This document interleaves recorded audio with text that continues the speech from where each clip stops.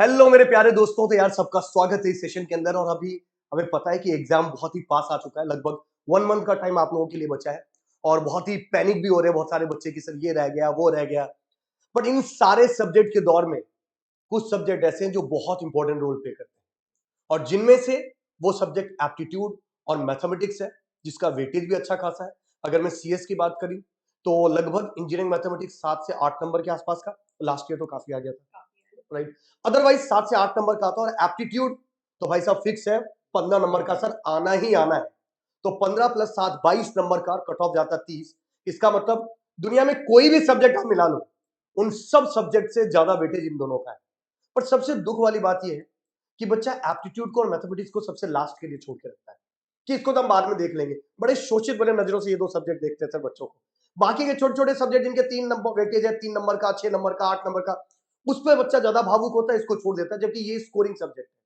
तो आज इस सेशन के अंदर दोस्तों हम यही जानने वाले हैं कि कैसे आप स्कोर कर सकते हो, क्या आपको पढ़ना चाहिए। जिसने नहीं भी पढ़ा है तब भी इस 1 महीने के अंदर अगर आप बहुत सीरियस होकर एप्टीट्यूड और मैथमेटिक्स को पढ़ते हो तो किस तरीके से आप उसके अंदर स्कोर कर सकते हो, कौन सा टॉपिक इंपॉर्टेंट है, कौन सा टॉपिक इंपॉर्टेंट नहीं है, क्या चीज पढ़ना चाहिए, क्या चीज छोड़ना चाहिए, कहां से एमएसक्यू एमसीक्यू एनआईटी एक्सपेक्ट कर सकते हैं, कौन से ऐसे हैं जो ट्रिकी हैं, कौन से ऐसे कंसेप्ट है जो सिंपल है। ये सारी चीजें जानने की कोशिश करेंगे। कुल मिला के सिंपल सा मुद्दा ये है कि मैथ्स और एप्टीट्यूड का जो डर है उसको हम हटाने वाले हैं इस सेशन के अंदर। मैम आप कुछ बोलना चाह रहे हैं? सर ये सेशन हम हमेशा लेके जाते हैं और बच्चों को हमेशा ही हेल्प जी, करता है क्योंकि अभी ये जो लास्ट मंथ है ये इन दोनों सब्जेक्ट के लिए बहुत ही बहुत ही इम्पोर्टेंट इंपॉर्टेंट है। है, बिल्कुल सही बात। क्योंकि जो हमने नहीं पढ़ा है अब वो टाइम है कि अगर हमने इन दोनों सब्जेक्ट में अच्छा स्कोर कर लिया, जैसे 15 आउट ऑफ 15 यहाँ जी, से 8 to 10 मार्क्स सर मैं बोलूंगी इंजीनियरिंग मैथ्स में जिस हिसाब से लास्ट ईयर आया था, तो अगर ये वाले मार्क्स अच्छे से स्कोर कर लिए जाए तो अच्छा एग्जाम में एक रैंक लाने के अभी चांसेस मैं है। आपको एक चीज बताता हूँ, जस्ट जो मैं भी आया हूँ 10 मिनट लेट। एक स्टूडेंट आया है बाहर मिलने के लिए, और वो स्टूडेंट ने भी हालांकि सब कुछ पढ़ लिया उसने। उसके 2 सब्जेक्ट छूटे, एक टेक्निकल में सीएन और एक इंजीनियरिंग मैथमेटिक्स। तो वो बच्चा भी कह रहा है सर पढ़ूं कि छोड़ के चला जाऊं। अभी जस्ट बाहर ही बैठा हुआ है वो भी। अभी सेशन के बाद में मैं उससे डिस्कशन करने के लिए जाऊंगा। तो हालांकि ये वीडियो का लिंक मैं उसको भेज दूंगा कि चलो ये देख लेना तुम। और इंजीनियरिंग मैथमेटिक्स बिल्कुल नहीं छोड़ना बिल्कुल नहीं है। छोड़ना। अरे नहीं, वो तो मैम एप्टीट्यूड भी नहीं छोड़ना, क्या कहते हैं सर? बेसिकली क्या है कि अगर हम लोग देखा जाए तो हमारा इंजीनियरिंग मैथमेटिक्स का कुछ कंटेंट अब मैप हो रहा है सर एप्टीट्यूड में भी। जी फॉर सर। एग्जांपल जैसे प्रोबेबिलिटी हो गया, परमुटेशन कॉम्बिनेशन, लॉगरिथम हो गया, एक्सपोनेंशियल हो गया। ये क्वेश्चंस आपके जो आपने मैथमेटिक्स में पढ़ लिए वो same question as it is आ रहे हैं आपके आपके एप्टीट्यूड में भी। एप्टीट्यूड में सो एक दो नंबर तो आपको फ्री में मिल फ्री जाएंगे में वो। मिल रहा है, सही बात अब उसके बाद जो बचे हुए क्वेश्चंस हैं, जैसे मैक्सिमम स्टूडेंट्स का इशू है सर वर्बल वाले पार्ट में। है। बट फ्री के मार्क्स में आपके जो एक दूसरा आता है स्पेशल सर एप्टीट्यूड मेरे आता भी है। वर्बल वाला पार्ट में बहुत कटता था मार्क्स। वर्बल वाला शॉर्ट शॉर्ट ही था, क्योंकि उसमें मुझे ऐसा लगता था मैं कितना ही पढ़ लूंगा कुछ ना कुछ छूटेगा ही छूटेगा। एग्जैक्टली। सरकारी स्कूल का सर वो दिख जाता था। और मैक्सिमम स्टूडेंट्स का है कि वर्बल में सर इतनी वोकैब कैसे याद करें, मुझे ग्रामर आती है, वोकैब में थोड़ा इशू हो रहा है। तो सही बात है। ये इशू थोड़ा सा अगर हम लोग को अगर अभी भी अगर ट्राई किया जाए तो ये काफी हद तक रिजॉल्व हो जाएगा। कुछ फ्री के नंबर है जैसे स्पेशल एप्टीट्यूड है, उसमें कोई भी ऐसा कोई फॉर्मूला नहीं है। जितना सही आप बात है। इमेजिनेशन कर लोगे, आप रोटेशन है, पेपर कटिंग है, आप वहां रोटेट कर लोगे। मिरर और वो सारी चीजें जो यस, बनती है तो उसकी वो सारी चीजें आपके 2 से 3 नंबर फ्री के होते फ्री हैं। को हो जाते हैं, तो बिल्कुल सही। बाकी आपके रीजनिंग है, तो रीजनिंग में भी कोई फॉर्मूला है नहीं ऐसा, चाहे वो सही ब्लड रिलेशन हो, चाहे वो डायरेक्शन सेंस हो। लास्ट ईयर से डायरेक्शन सेंस का क्वेश्चन तो 20 सेकंड का भी नहीं आया था। सही बात है। सो इजी सा क्वेश्चन था। एग्जैक्टली, सो क्वेश्चंस अगर देखा जाए तो 15 में 15 लाना इज नॉट डिफिकल्ट। एप्टीट्यूड के लिए मैं हमेशा बोलता हूँ बच्चों को कि नहीं भी पढ़ते हैं तो भी बच्चे ये मान के चलते हैं कि एप्टीट्यूड हम फोड़ लेंगे। पर दिक्कत क्या है, अगर एप्टीट्यूड के एक क्वेश्चन में अगर आप 10 मिनट लगा देते हो, इसका मतलब आपने क्वेश्चन सॉल्व करने के बाद भी आप बहुत पीछे रह गए हो, राइट। एप्टीट्यूड के टाइम को सेव करना होता है और किसी और सब्जेक्ट में लगाना होता है, और वो सेव वही कर पाता है जो एक्चुअली में प्रिपरेशन करता है। तो दोस्तों बिना आप लोगों का टाइम वेस्ट किए हुए सीधा मुद्दे पे चलेंगे और जानने की कोशिश करेंगे कि एप्टीट्यूड में और इंजीनियरिंग मैथमेटिक्स में कौन कौन से टॉपिक इंपॉर्टेंट है सीएस के पॉइंट ऑफ व्यू से, राइट। यस। जी मैम, बिल्कुल सर।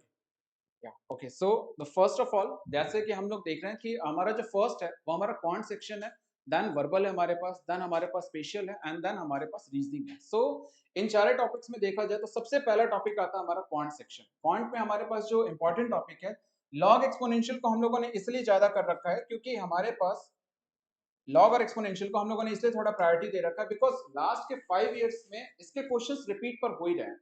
1 नंबर का एक क्वेश्चन जो आपके बन ही रहा है, चाहे वो लॉगरिथम से बनेगा या फिर एक्सपोनेंशियल से बनेगा। सेकंड, आपके पास जो परमुटेशन कॉम्बिनेशन या फिर प्रोबेबिलिटी, इन दोनों में से मिलाकर एक क्वेश्चन जरूर आने के चांसेस हो रहे हैं। जो कि हमारा 2020 से लेकर 2025 का ट्रेंड कह रहा है। पहले ये ट्रेंड नहीं था, अभी काफी सारा क्वेश्चंस का ट्रेंड क्वांट के सेक्शन में जो है वो शिफ्ट हुआ है इन टॉपिक्स पे। थर्ड हमारा data interpretation, this is like a evergreen topic, here we are going to witness like pie chart, line chart, bar graph, so इन सारे के क्वेश्चंस आएंगे। चांसेस हैं भी या नहीं है, 2020 से लेकर 24 तक आया, 25 में मिसिंग था, लेकिन इस बार फिर से चांसेस है इससे एक क्वेश्चन बनने के हाई। स्टैटिस्टिक्स में आपके पास वही सेम मीन मीडियन मोड जो कि आपका मैथमेटिक्स वाला है, उससे ज्यादा कुछ नहीं पढ़ना है। सो बेसिकली ये टॉपिक और ये टॉपिक, अगर आपने मैथ्स वाला पार्ट कवर अप कर रखा है तो फिर आपको स्पेशली इसके लिए नहीं पढ़ना। ये एज इट इज मैथ से काफी कम लेवल के क्वेश्चंस हमारे एप्टीट्यूड में पूछे जाते हैं। सो इनसे क्वेश्चंस बनने के इस बार बिल्कुल ज्यादा चांसेस हैं। बाद में फिर ये जो एवरेज का एंड प्रॉफिट एंड लॉस है एंड परसेंटेज, इन तीनों को मिला के सिर्फ एक क्वेश्चन बनते हैं। हर साल का है कि एक क्वेश्चन बनेगा। हाँ, इन तीनों को मिला के या तो वो डीआई में मर्ज कर देते हैं या फिर स्टैट्स में मर्ज कर देते हैं, बट एक क्वेश्चन इनसे जरूर बनता है। अब हमारा जो लास्ट वाला टॉपिक है वो बचता है हमारा मिसलेनियस, जिसमें कि आपका टाइम एंड वर्क हो गया, पाइप एंड सिस्टर्न हो गया, या फिर प्रॉब्लम ऑन एज हो गया, सिंपल इंटरेस्ट, कंपाउंड इंटरेस्ट। इनसे क्वेश्चंस बहुत ही कम बन रहे हैं। सो अगर देखा जाए तो यही जो पैटर्न है स्विच हुआ है इन सब की तरफ। अब ये मिसलेनियस टॉपिक जितने भी हैं अब बेसिकली हमारे इनमें कन्वर्ट हो गए हैं, तो आपको मोस्टली फोकस करना है इन सारे टॉपिक्स पे। क्वांट हमारा 4 to 5 मार्क्स का कवर अप करता है। जनरली हमारे पास 4 नंबर मिनिमम आते हैं, मैक्सिमम 5 नंबर के क्वेश्चंस, और डिस्ट्रीब्यूशन सबका एक एक नंबर का होगा। सो ऐसा कुछ नहीं कि ये दो दो नंबर के बन जाते हैं, एक नंबर का ही बनेगा। अगर डीआई के क्वेश्चंस दो आते हैं तब वो 2 नंबर में जाता है, अदरवाइज ये 1 नंबर में जाएगा। ओके, नेक्स्ट आपका जो है रीजनिंग वाला पार्ट है। रीजनिंग वाले में ब्लड रिलेशन एंड डायरेक्शन, ये आपके यूनिक है। ये दोनों में से दोनों क्वेश्चंस आने के चांसेस होते हैं, जैसा कि हम लोग देख रहे हैं रिपीट पर आ रहे हैं। ठीक है, या तो ब्लड रिलेशन आ रहा है या तो फिर डायरेक्शन एंड सेंस का आ रहा है। इन दिनों में से कोई भी एक टॉपिक हमारा ऑल्टरनेटिव रहेगा। इनइक्वालिटी और सिलॉक्स ये भी ऑल्टरनेटिव रहेंगे। कोडिंग डिकोडिंग के चांसेस बहुत कम है, अब ऐसे क्वेश्चंस नहीं बन रहे हैं। एनालॉगी के क्वेश्चंस के चांसेस बहुत ज्यादा हैं, क्योंकि एनालॉगी पहले सिर्फ वर्ड बेस होते थे, अब उन्होंने वर्ड बेस या फिर नंबर बेस हो गया या फिर मिसिंग नंबर बेस हो गया, वैसे ये लोगों ने क्रिएट करना शुरू किया। तो इसका भी प्रायोरिटी इस बार काफी ज्यादा है, इससे भी एक क्वेश्चंस बनने के बहुत चांसेस हैं। डेटा सफिशिएंसी का स्कोप ऐसा इन्होंने बनाया कि डेटा सफिशिएंसी को सिर्फ रीजनिंग में ना पूछ के ये लोग इसको एप्टीट्यूड में भी पूछ लेते हैं, सॉरी क्वांट में भी पूछ लेते हैं और रीजनिंग में भी पूछ लेते हैं। इसलिए से डेटा सफिशिएंसी वाला पार्ट सिर्फ रीजनिंग के अलावा हमारे वर्बल में भी उतना ही इंपॉर्टेंट हो जाता है और क्वांट में भी इतना ही इंपॉर्टेंट हो जाता है, क्योंकि सेंटेंस वाइज होते हैं। जो पहले असर्शन रीजनिंग वाले क्वेश्चंस होते थे उनको रिप्लेस करके अब हमारा डेटा सफिशिएंसी के क्वेश्चंस बनते हैं। सो बेसिकली ये 4-5 टॉपिक ये मस्ट है, आप एग्जाम में जा रहे हो इस इन 5-6 टॉपिक्स को जरूर तैयार करके जाना, क्योंकि इनसे क्वेश्चंस आने के चांसेस 95% से ज्यादा है। ओके, नेक्स्ट आपका जो है स्पेशल एप्टीट्यूड है। ये स्पेशल एप्टीट्यूड के ये जो 4 टॉपिक्स हैं इसमें बेसिकली कोई फॉर्मूलाज नहीं इंट्रोड्यूस होते हैं, लेकिन इससे हमेशा 2 से 3 क्वेश्चंस बनने के चांसेस होते हैं। आप लास्ट टाइम भी देखोगे पेपर कटिंग का क्वेश्चन था, उससे पहले मिरर इमेज का क्वेश्चन था, उससे पहले वाटर और मिरर इमेज दोनों के क्वेश्चंस थे। मोस्टली क्वेश्चंस या तो अल्फाबेट्स बेस्ड होंगे या फिर आपके नंबर बेस्ड होंगे। तो rotation, mirror image, water image, इन दोनों में से ऑल्टरनेट करके कुछ होगा। पेपर कटिंग, इन दोनों में से भी ऑल्टरनेट कटिंग होगा या फिर फोल्डिंग का। और मिसिंग शेप के क्वेश्चंस अभी पिछले 3 सालों में नहीं आए हुए हैं, बट इन तीनों के क्वेश्चंस हर साल किसी न किसी कॉन्सेप्ट पे रिपीट हो रहे हैं। तो 2 से 3 नंबर आपके यहाँ पर बड़े आराम से आ जाएंगे। लास्ट जो हमारा वर्बल सेक्शन है, इस वाले में एक मेजर चेंजेस है। पहले क्या होता था, 300 से 400 वर्ड्स का एक वर्ड पैराग्राफ मिलता था, अब उन्होंने इसको रिप्लेस करके अब यहाँ पर इन्होंने क्या किया, सबसे पहले ग्रामेटिकल फिलर्स जो कि एनएटी टाइप के क्वेश्चंस बनते हैं। 3 क्वेश्चंस इस पे डेफिनेटली आते हैं, जिसमें 2 फिलर्स होता है और एक एमसीक्यू का टाइम का क्वेश्चन होगा। सेकंड होगा आपका एंटोनिम सिनोनिम्स हो गया। थर्ड आपका हो गया वोकैब का रिप्लेसमेंट, एंड फोर्थ आपका होगा पैराग्राफ। पैराग्राफ में पहले क्वेश्चंस ज्यादा बनते थे, अब पैराग्राफ जैसे 200 वर्ड्स का पैराग्राफ देना ये इन्होंने हटा दिया। मोस्टली आपका जो है ग्रामर बेस्ड हो गया और वोकैब बेस्ड हो गया। सो अगर आपने थोड़ा सा भी न्यूज़पेपर अभी से भी पढ़ना शुरू किया होगा तो भी आपके ये 2 से 3 नंबर आराम से उठ जाएंगे। सो जो आपके टॉपिक्स हैं अगर देखा जाए, ये 15 नंबर जो है जो कि आपके 10 क्वेश्चंस में डिस्ट्रीब्यूट होते हैं, ये 8 से 12 टॉपिक्स के बीच में डिस्ट्रीब्यूशन भी होता है। अगर आपने थोड़ा-थोड़ा अभी से भी पढ़ना शुरू किया, कुछ बात मैथ से ऑलरेडी कवर हो चुका है, कुछ बात आपका जो है लाइक न्यूज़पेपर से कवर हो चुका है, तो फिर आपको बहुत ज़्यादा इसमें वर्क ऑन करने की ज़रूरत नहीं है। बस थोड़ा पीवाईक्यू ट्राई कर लीजिए, थोड़ा जो भी आपका टेस्ट सीरीज़ जो भी आप अप्लाई कर रहे हो, आप उसको ट्राई करिए, एंड दैट्स इट। आपके मतलब इम्पोर्टेंट ये है कि ये 15 नंबर लाना, इससे ज़्यादा इम्पोर्टेंट है कि ये 15 नंबर 20 से 22 मिनट के अंदर स्कोर हो जाए, ताकि ये जो टाइम बचेगा आप अपने कोर सब्जेक्ट पर अप्लाई करोगे और वहां से फिर आपका मार्क्स गेन होगा। Okay, So that's all for the general aptitude. I'm handing over to the Sakshi ma'am. She will give you the idea about the mathematics. Uh, Thank you, sir. Thank you so much. So, guys, we know that in every branch, 13 marks is of mathematics. 13 marks is properly dedicated for mathematics section. जिसमें से engineering mathematics का around 7 to 8 marks का part रहता है और बाकी का रहता है बाकी अगर हम स्पेसिफिकली सीएस की बात करें तो बाकी का हमारा डिस्क्रीट मैथ्स रहता है. बट लास्ट ईयर क्या हुआ था, लास्ट ईयर अराउंड 10 मार्क्स का तुम्हारा इंजीनियरिंग मैथमेटिक्स था, जिसमें से 2 से 3 बाकी के बचे हुए 2 से 3 तुम्हारा डिस्क्रीट मैथमेटिक्स पूछा गया था. तो अगर हम लास्ट ईयर का पैटर्न देखें, उससे पहले भी देखें, देखो 7 से 8 मार्क्स भी बहुत ज्यादा इंपॉर्टेंट है. उसके अलावा उसके ऊपर से अगर 2 मार्क्स और एक्स्ट्रा में मैथ से मिल रहे हैं तो क्यों ना उनको ले लिया जाए. तो अगर हम टॉपिक की बात करें, 3 सब्जेक्ट्स आते हैं इसके अंदर, प्रोबेबिलिटी स्टैट्स, लीनियर अलजेब्रा और कैलकुलस. अब देखो कैलकुलस में अगर हम पास्ट ईयर का ट्रेंड देखें, लिमिट से एक क्वेश्चन हमेशा रहता ही रहता है. लिमिट तो तुम ऐसे कर लो, बच्चे वक्त आके बोलते कि लिमिट छोड़ दे क्या, अरे भाई बहुत ही सिंपल क्वेश्चन है, सीधा सीधा लॉ लगाना होता है. अगर किसी ने अभी भी छोड़ रखा है तो जाके पढ़ लो जल्दी से. उसके बाद आता है तुम्हारा कॉन्टिन्यूटी एंड डिफरेंशियबिलिटी. अब कॉन्टिन्यूटी एंड डिफरेंशियबिलिटी से अब लास्ट ईयर क्वेश्चन पूछा था, बहुत ज्यादा क्वेश्चन नहीं पूछे जाते हैं, तो मतलब ये है कि टॉपिक उतना इंपॉर्टेंट नहीं होता है, but limit topic is important. उसके बाद तुम्हारा एक बनता है मैक्सिमम मिनिमम, जिससे क्वेश्चन पूछा जाता है. तो अगर इसमें टॉपिक्स देखे जाए कैलकुलस में, दो टॉपिक बहुत ज्यादा इंपॉर्टेंट है, लिमिट और मैक्सिमम मिनिमम. ठीक है, तो यहाँ से तुम्हारे 2 से 3 मार्क्स इजिली आ जाएंगे. अगर हम बात करें, यूजुअली 1 से 2 मार्क्स पूछे जाते हैं, लास्ट टाइम 3 मार्क्स का था, यहाँ से 1 से 2 मार्क्स बनते हैं. लीनियर अलजेब्रा हम जनरली बात करेंगे, not specifically for last year. अगर हम लीनियर अलजेब्रा की बात करें तो लीनियर अलजेब्रा में जो तुम्हारे टॉपिक्स मेन बनते हैं, जो क्वेश्चन मेन बनते हैं, एक तो बनता है सिस्टम ऑफ लीनियर इक्वेशन से, जिससे हमेशा ज्यादातर एक क्वेश्चन रहता ही रहता है. एक बनता है आइगन वैल्यू आइगन वेक्टर से, आइगन वैल्यू आइगन वेक्टर. ठीक है, अब अगर तुम ये दोनों टॉपिक देखो, ये दोनों टॉपिक किसके ऊपर डिपेंडेंट है, रैंक और मैट्रिसेस के. तो ऐसा नहीं है कि सीधा सीधा ये टॉपिक कर लोगे, रैंक मैट्रिसेस करके. और एक क्वेश्चन एक और अगर हम बात करें, डिटर्मिनेंट. डिटर्मिनेंट इन तीनों टॉपिक्स को अगर तुमने अच्छे से पढ़ लिया तो तुम्हारा लीनियर अलजेब्रा कहीं नहीं गया. अगेन इससे अगर हम एक्सपेक्ट करें तो हम 3 से 4 मार्क्स का इससे एक्सपेक्ट कर सकते हैं, क्योंकि linear algebra he majority of portion hold करता है इन इंजीनियरिंग मैथमेटिक्स. ठीक है, लीनियर अलजेब्रा सबसे ज्यादा इंपॉर्टेंट होता है, इसलिए we always start with linear algebra study. अगर पढ़ने का भी पैटर्न देखा जाए तो लीनियर अलजेब्रा, उसके बाद कैलकुलस, और फिर उसके बाद मूव करते हैं प्रोबेबिलिटी स्टैट्स पे. अब प्रोबेबिलिटी स्टैट्स में तुमको लगेगा कि सिलेबस तो बहुत ज्यादा है, पूछा 2 से 3 मार्क्स का जाता है, और कभी कभी तो ऐसा होता है सिर्फ एक ही क्वेश्चन आया 2 मार्क्स का, या एक ही क्वेश्चन आया 1 मार्क्स का. तो अगर हम ओवरऑल देखें तो 2 से 3, अब देखो ये थोड़ा बहुत ऊपर नीचे हो जाएगा, जैसे 7 से 8 बनाना है तो किसी में थोड़ा ज्यादा पूछ लेंगे, किसी में कम पूछ लेंगे.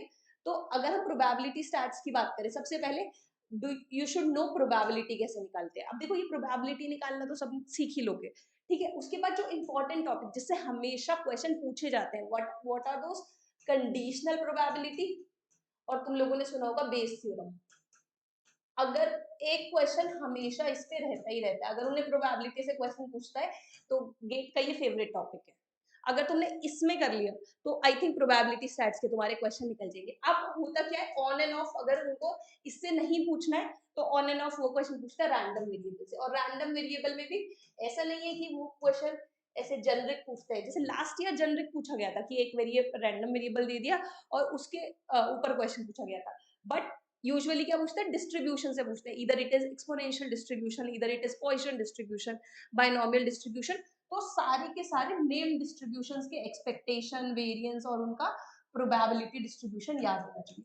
तो ये ओवरऑल क्या कहते हैं, वेटेज है प्रोबेबिलिटी स्टैट्स, लीनियर अलजेब्रा और कैलकुलस का. तो अगर देखो कैलकुलस, अगर मैं एक बार दोबारा से तुम्हें रिकॉल कराऊं, इंपॉर्टेंट टॉपिक कैलकुलस, लिमिट और maximum minimum, continuity differentiability, on and off पूछते हैं. Linear algebra, determinant, system of linear equation, eigenvalue eigenvector. अब ऐसे कभी कभी पूछ लेते हैं क्वेश्चन एलयू डिकम्पोजिशन से. अब एलयू जो डिकम्पोजिशन है वो सिस्टम ऑफ लीनियर इक्वेशन के अंडर ही आ जाता है, तो वो भी अगेन ऑन एंड ऑफ है. जैसे अगर हम पास्ट 20 ईयर्स की बात करें तो 2 से 3 बार पूछा हुआ है, बट स्टिल अगेन अगर पूछा हुआ है तो क्वेश्चन उससे पूछा जा सकता है. ठीक है, अदरवाइज इन तीनों टॉपिक्स के अलावा और कोई टॉपिक नहीं रहता है. एलयू डिकम्पोजिशन कभी पूछा जा सकता है, कभी नहीं पूछा जा सकता.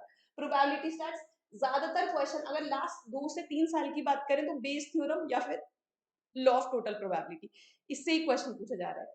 उससे पहले रैंडम वेरिएबल नेम डिस्ट्रीब्यूशन से क्वेश्चन पूछा जाता था और प्रोबेबिलिटी से। तो ओवरऑल ये वेटेज है तुम्हारे इंजीनियरिंग मैथमेटिक्स का। अगर तुमने ये वाले सारे टॉपिक्स कर लिए, you can easily score 8 marks, और अगर 10 मार्क्स आ जाते हैं तो ये तो और अच्छी बात है, तो 8 टू 10 मार्क्स तुम इजिली स्कोर कर सकते हो। तो आई विल से कि सर ने एप्टीट्यूड का बताया है और यहाँ पे हमने इंजीनियरिंग मैथमेटिक्स डिस्कस कर लिया। तो सर ओवरऑल आई थिंक ये 15 प्लस 7 22 मार्क्स तो इजिली स्टूडेंट्स लेके आ सकते हैं। यस, बिकॉज ये क्या है कि हमारे कट ऑफ के काफी नियर हो गया। अगर आपने दो सब्जेक्ट को कंबाइन किया इन कंप्यूटर साइंस, आप बहुत इजीली आप 22-23 मार्क्स गेन कर सकते हो, और टाइम भी ज़्यादा नहीं है। ऐसा नहीं कि आपको इसमें 1 घंटे इन्वेस्ट करना है। मैथ्स में आपके पास जो क्वेश्चंस है आप उसके लिए टाइम लगाइए, बट एप्टीट्यूड वाले पार्ट में आपको कम समय में ज़्यादा इफेक्टिव जो है नंबर मिलने के चांसेस हैं। एंड जब आप बच्चा कोई भी इनिशियली इन दो टॉपिक्स को कर लेता है, उसको आइडिया लग जाता है कि हम कट ऑफ के काफ़ी करीब हैं। सब उसका मेन स्कोर होता है कि अब उसे स्कोरिंग वाले पार्ट केवल करना है, जिसमें वो उसके एटलीस्ट आपके 5-6 सब्जेक्ट हैं जिसमें आपके काफ़ी अच्छे हैंड्स ऑन होते हैं। आप उस पे फोकस करोगे और आपकी एक अच्छी रैंक आने के चांसेस हो जाते हैं।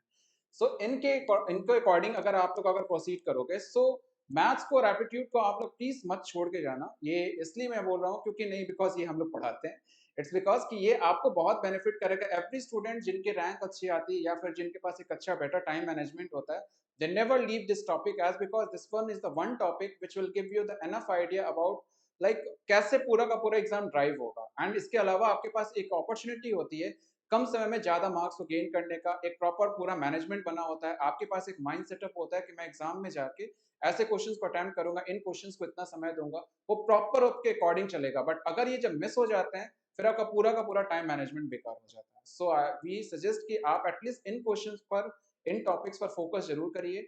ये टॉपिक्स गिरे से गिरे हालत में भी आपको 20-22 नंबर देके जाएंगे with very minimum amount of time.